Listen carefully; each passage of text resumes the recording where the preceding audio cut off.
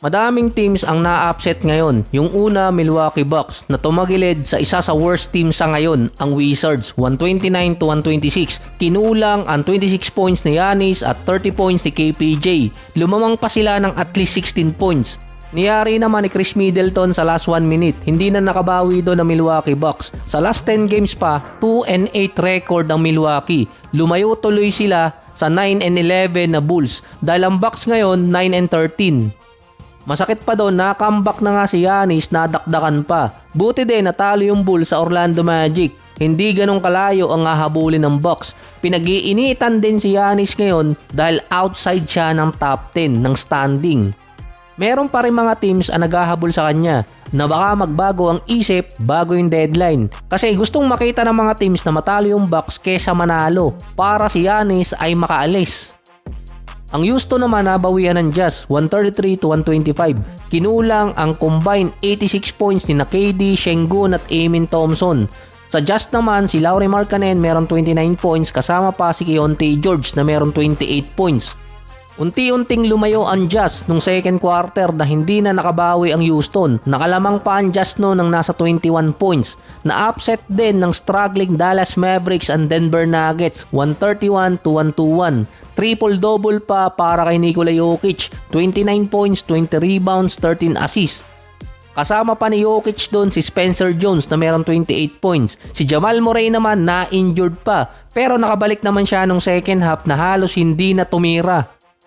Dalawang core player na ang nawala sa kanila, si Aaron Gordon at si Christian Braun na hindi pa rin nakakabalik. Season high naman para kay Anthony Davis na merong 32 points at 13 rebounds. Si Flagg naman 24 points. Kasama doon si Nembhard na merong 28 points. Maganda rin yung nilaro ni Klay Thompson na nasa 15 points naman ngayon. Puring-puri ng mga fans yung naging game ni Anthony Davis dahil at least nakakita na ng magandang nilaro ngayon taon para sa Dallas. Pero si AD mukhang na-injured pa ata yung kamay. Ang ganda na ng laro, biglang meron pang panabla. Ay kakapasok pa nga lang ng report bago yung game na expected iti-trade na siya. Pero parang hindi rin kasi upset na natalo ng Dallas yung Nuggets. Dahil top 6 sa standing yung Denver. Pero sila ang worst team sa magkabilang conference na kasama sa top 6 ang merong worst record kapag home court, 6-4. Dinimolish naman ng Miami Heat ang Clippers. 5 straight na talo na sa LA ngayon, 140-123. Hindi kinaya ni King Kawhi kahit meron pa siyang 36 points. Si James Harden mukhang napagod na ata. Wala, sumuko na si Harden nung nakaraan, hindi na alam ang gagawin. Si Norman Powell mukhang may sama pa rin ang loob versus Clippers. 30 points, 6 out of 10 mula sa 3-point area. 5 starter ng Miami naka-double digit. Kaso nga lang, tuloy pa rin na out sa rotation si Jovic mula nang bumalik si Hero. Based naman kay Powell, hindi niya akalain na ang Clippers ganito ang sitwasyon ngayon. Kaso hindi na siya nag-aalala, tinrade kasi siya. Parang si Powell talaga yung pumalik kay Jimmy Butler dahil pang all-star ang number niya. 25 points, 3 rebounds, 3 assists, 49 and 44%.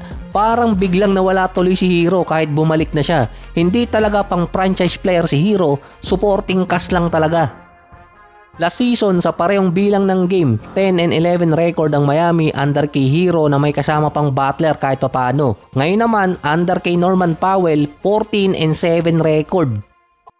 Kaya siguro hindi agad binigay ng Miami Heat yung contract extension dito kay Hero dahil alam nila na mas maganda yung lalaroin ni Norman Powell na tinatarget ngayon masama sa all-defensive team, hindi all-NBA team. Sa dalawang to, hindi ko alam kung sino na-upset dahil tinalo ng Suns ang Lakers. Pero nawala naman sa Suns si Devin Booker dahil nagkaroon ng groin injury. Tinalo ng Suns ang Lakers na si Dillon Brooks ang kanilang leading scorer. First half pa lang 23 points na si Brooks. Ang pumalit naman kay Booker bilang scorer si Colin Gillespie. So di ko sure kung tama bigkas ko dun. 19 points siya sa second half na may total na 28 points at 8 out of 14 sa 3-point area. Si Brooks naman 33 points sa buong game. Ang lakas din ng laro, ang lakas din mang asar. Shoulder shrug pala yung ginawa niya, akala ko nagpa-flop. Nakabalik na rin si LeBron na muntikan pang maputol yung streak. Hinabol na lang din talaga maka 10 points. Si Rui Hachimura naman muntikan pang mangitlog. Dahil sa loob ng 23 minutes, 0 points, 0 assist, 0 turnover, 0 steal, 0 block pero may 1 attempt at 1 rebound. Si Luka naman meron 38 points, 11 rebounds, 5 assists at madaming muntikan na dito sa Lakers dahil muntikan din siya mag-triple-double dahil sa 9 turnover. Nalimit din si Austin Reeves sa 16 points. Matindi rin kasi yung defense ng Suns. Halos pinalaro lahat ng player ng Lakers bukod lang kay Bando. Mukhang aalisin na talaga sa lineup.